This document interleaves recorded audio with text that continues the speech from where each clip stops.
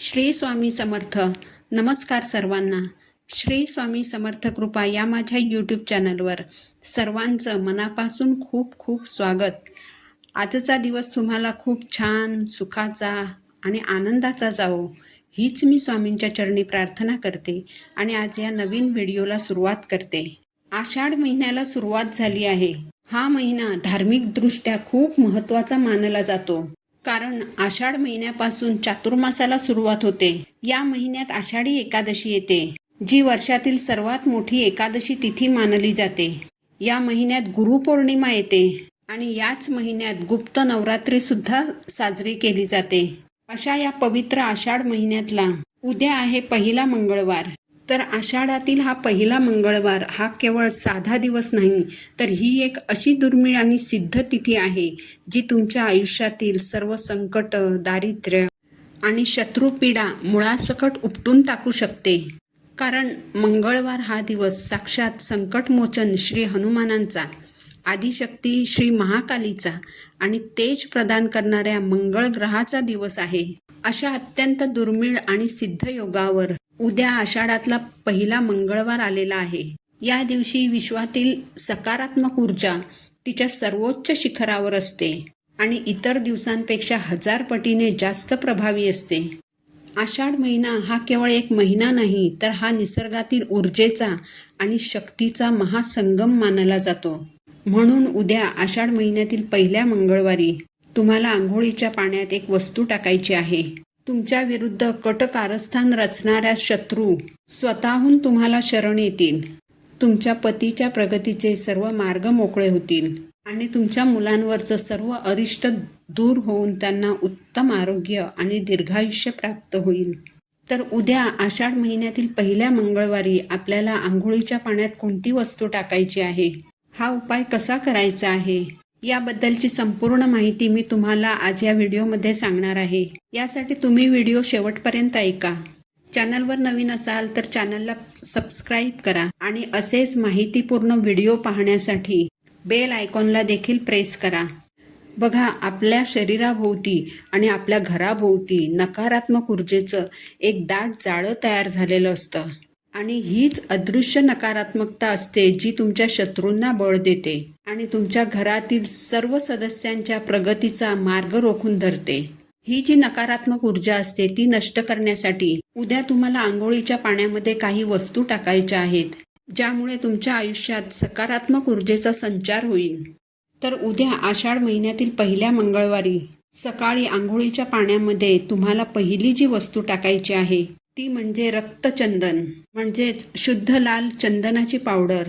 जर तुमच्याकडे रक्तचंदन नसेल तर त्याऐवजी तुम्ही तुमच्या घरात जे शुद्ध कुंकू असतं तर ते चिमूटभर कुंकू तुम्ही आंघोळीच्या पाण्यात टाकायचं आहे. रक्तचंदन म्हणजेच लाल चंदन हे साक्षात मंगळ ग्रहाचं आणि हनुमंताच्या तेजाचं प्रतीक आहे. ते तुमच्या शरीरातील आळस आणि आत्मविश्वासाची कमतरता मुळासकट उपटून टाकते. म्हणून चिमूटभर लाल चंदनाची पावडर किंवा कुंकू तुम्हाला आंघोळीच्या पाण्यात टाकायचं आहे. यासोबतच तुम्हाला भीमसेनी कापूरची एक वडी पाण्यात टाकायची आहे. भीमसेनी कापूरमध्ये आपल्या शरीरातील आणि आसपासच्या वातावरणातील वाईट लहरी भस्म करण्याची प्रचंड ताकद असते.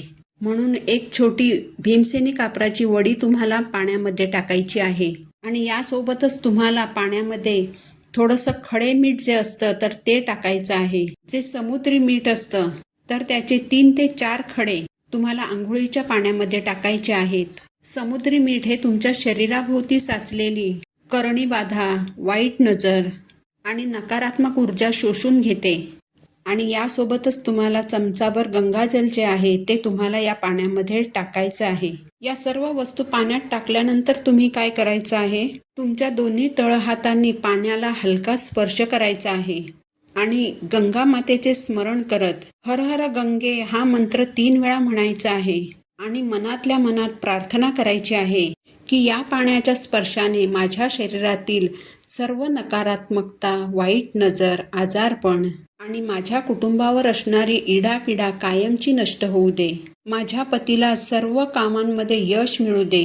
माझ्या मुलांना निरोगी दीर्घायुष्य मिळू दे आणि माझ्या घरात सुख, शांती, समृद्धी नांदू दे. आणि यानंतर जेव्हा तुम्ही या पाण्याने स्नान करता आणि सोबतच हर हर गंगे या मंत्राची जोड देता, तेव्हा तुमच्या शरीराभोवती एक अदृश्य अभेद्य असं तेजोवलय तयार होतं.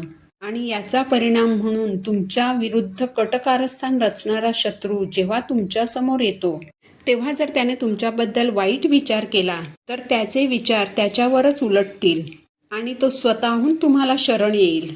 याचबरोबर तुमच्या घराच्या आर्थिक भरभराटीसाठी, तुमच्या पतीच्या प्रगतीसाठी आणि घरात सुख समृद्धी येण्यासाठी उद्या तुम्हाला एक विशेष उपाय करायचा आहे. तर उद्या संध्याकाळी दिवे लागणीच्या वेळी देवघरात दिवा लावायचा आहे. धूपदीप अगरबत्ती लावून वातावरण छान प्रसन्न करायचं आहे आणि त्यानंतर तुम्हाला हा उपाय करायचा आहे. यासाठी एक लाल कागद घ्यायचा आहे. एका छोट्याशा वाटीमध्ये थोडंसं चमेलीचं तेल घ्यायचं आहे. त्यात शेंदूर मिक्स करायचं आहे आणि आपण जो एक लाल कागद घेतला आहे त्या लाल कागदावर श्रीराम ही अक्षरं लिहायची आहेत. यानंतर हा कागद घ्यायचा आहे आणि थोडासा गूळ खोबऱ्याचा नैवेद्य घ्यायचा आहे. आणि तुमच्या जवळपास जर मारुतीचं मंदिर असेल तर तिथे जाऊन मारुतीच्या मूर्तीसमोर तुम्हाला या सर्व वस्तू मारुतीला अर्पण करायच्या आहेत. जर तुमच्या जवळपास मारुतीरायाचं मंदिर नसेल, तुमच्या घरात जर हनुमानाचा फोटो असेल तर त्या फोटोला या वस्तू तुम्ही अर्पण करायच्या आहेत आणि तिथेच बसून 3 वेळा हनुमान चालिसाचा पाठ करायचा आहे. हा उपाय केल्यामुळे तुमच्या पतीच्या कामातील सर्व अडचणी हळूहळू दूर व्हायला सुरुवात होईल. नोकरी असेल तर नोकरीत पदोन्नती होईल. व्यवसाय उद्योग करत असाल तर व्यवसायात अडकलेला पैसा परत मिळेल आणि नवीन उत्पन्नाचे मार्ग सुद्धा मोकळे होतील. याचबरोबर उद्या मुख्य दरवाजाच्या बाहेर गाईच्या तुपाचा किंवा तिळाच्या तेलाचा एक दिवा नक्की लावा. हे 3ही उपाय अत्यंत सोपे आहेत, पण त्याचं शुभफळ जे आहे ते आपल्याला जास्त पटीने मिळत असतं. म्हणून उद्या सकाळी हा उपाय नक्की करा आणि तुमच्या आयुष्यात घडणारे सकारात्मक बदल स्वतः अनुभवा. ही माहिती जर तुम्हाला आवडली असेल तर व्हिडिओला लाईक करा, चॅनलला सबस्क्राईब करा. पुन्हा भेटू अशाच एका माहितीपूर्ण व्हिडिओसोबत. तोपर्यंत सर्वांना श्री स्वामी समर्थ.